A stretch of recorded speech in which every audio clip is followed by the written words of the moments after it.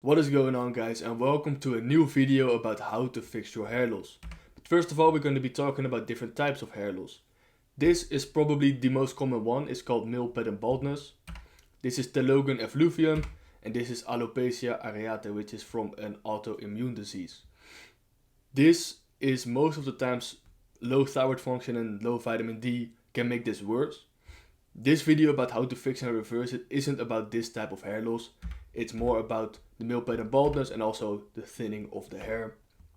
Not really this one. So if you got this, I'm sorry, this video is not really for you. I speak to many people who struggle with hair loss. So I understand how losing your hair can make you feel, and I understand how it can hold you back in life. And the common route to fix hair loss is unfortunately medication, and then most often it's either minoxidil or finasteride. But they both come with some pretty nasty side effects. Minoxidil is skin irritation and skin problems, dizziness and lightheadedness, headaches, swelling and fluid retention, heart palpitation, and also uncontrolled hair growth in unwanted places. Finasteride is even worse. Think about low libido, erectile dysfunction, reduced ejaculate volume, depression and anxiety, brain fog, man boobs, decreased muscle mass and strength, fat gain, sleep problems, and low energy.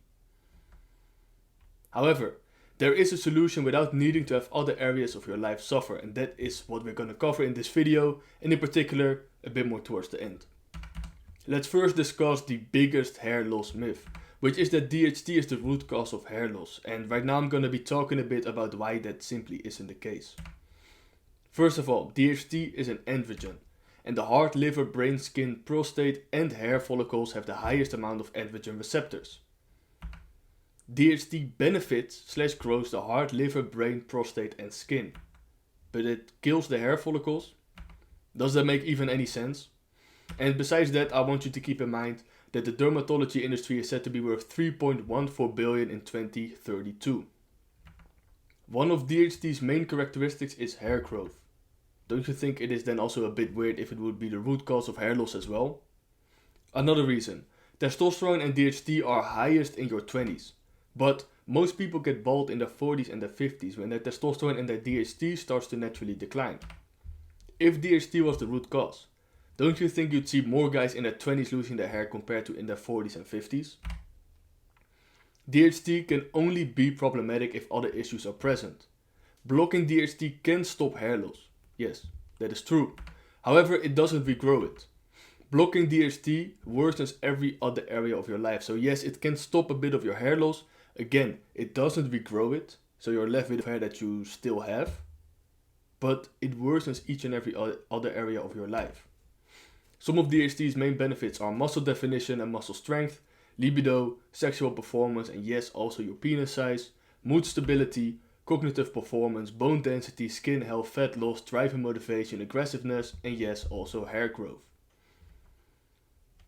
But hair loss is just a symptom. And you need to find out the root cause in order for you to be able to fix the root cause and therefore not experience the symptom anymore. Some of the possible root causes are high cortisol levels, high estrogen, high prolactin, scalp tension, increased prostaglandins and COX-2, mast cells and histamine, low testosterone, low thyroid function, gut issues, malabsorption, which is often caused by gut issues, poor blood flow, high serotonin levels, nutrient deficiencies, which is caused most often by malabsorption of course, polyunsaturated fatty acid oxidation, and also a lack of sunlight. So, as you can see, there's a lot more to it than just lowering DHT. And of course, genetics play a role as well. But your genetics load the gun, and your lifestyle pulls the trigger. Then it brings us to the $1 million question. What should I do next to solve my hair loss? You should identify the root cause. As you can see over here, hair loss is just the tip of the iceberg. It's something that you can see on the surface. But below it, there are a lot of possible root causes that is causing the hair loss, and therefore you need to identify what it is and then fix it. But how do you identify the root cause? And the only way to do that is through something called functional blood work. Right now, on top of my head, there will be an info card with a video with more information about functional blood work. In case it's not there, it's also in the link in the description, Make sure to check that out because that is the best way and probably also the only way without harming other areas of your health to reverse your hair loss.